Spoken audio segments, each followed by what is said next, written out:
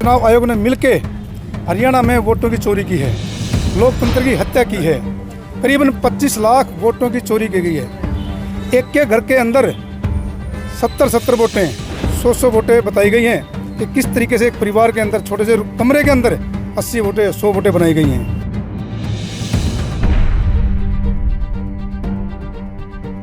अब वोट चोरी नहीं होने दी जाएगी किसी भी सूरत के अंदर।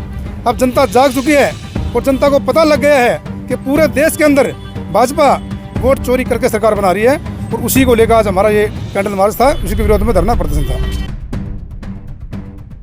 ये 25 लाख वोटों की हेराफेरी करी बीजेपी ने, और एक घर में 90 आदमी की वोट बन रही, और वो एक दूसरे को जानते नहीं।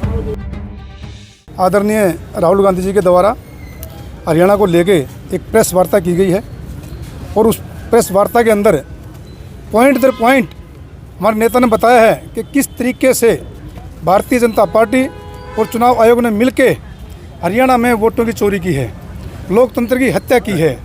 करीबन 25 लाख वोटों की चोरी की गई है। एक के घर के अंदर 70 वोटें, 100 वोटें बताई गई हैं कि किस तरीके से एक परिवार के अंदर छोटे से कमरे के अंदर 80 वोटें, 100 वोटें बनाई गई हैं। फर्जी वोटों के जरिए, वोट चोरी के जरिए हरियाणा में भाजपा ने सरकार बनाई है, और ये जो सरकार है ये लोगों के बनाई द्वारा सरकार नहीं है, ये वोट चोरी की सरकार है। और इसी के खिलाफ आज जिला कांग्रेस कमेटी यमुनानगर ने कैंडल मार्च का आयोजन किया गया है, और ये जनता अब वोट चोरी नहीं होने दी जाएगी किसी भी सूरत के अंदर। अब जनता जाग चुकी है और जनता को पता लग गया है कि पूरे देश के अंदर भाजपा वोट चोरी करके सरकार बना रही है, और उसी को लेकर आज हमारा ये कैंडल मार्च था, उसी के विरोध में धरना प्रदर्शन था। आज हमारे नेता राहुल गांधी जी ने दिल्ली में एक प्रेस कॉन्फ्रेंस को संबोधित किया, और उन्होंने हरियाणा के बारे में पॉइंट दर पॉइंट बताया कि कैसे जो है बीजेपी ने और चुनाव आयोग ने मिलके हरियाणा में जो वोट चोरी की, और ये 25 लाख वोटों की हेराफेरी करी बीजेपी ने, और एक घर में 90 आदमी की वोट बन रही, और वो एक दूसरे को जानते नहीं। तो ये सीधी वोट चोरी की सरकार है।